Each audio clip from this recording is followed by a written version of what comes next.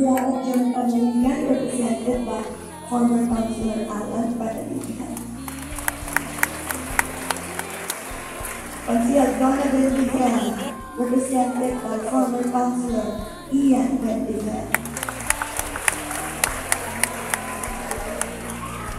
Sa Redhead Family, Pasay, na pinamunuan ng ating Skills Division Superintendent, Dr. Joel Torrecampo.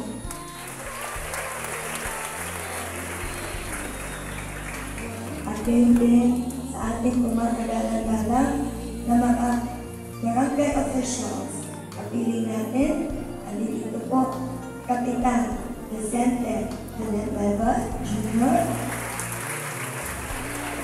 ang zone chairman, at ang host barangay, Kapitan Christopher Angelos Jr.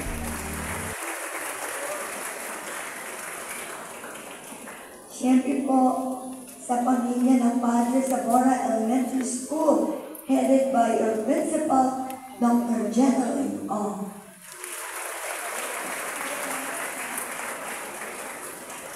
Gayun din po sa ating mga guro na pinamunuan ni Sir Brian Balingit,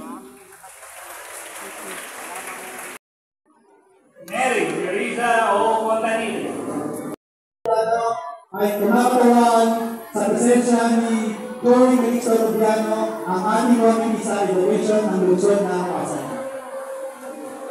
Maraming salamat po, sir. Ares Rainy and Basilio.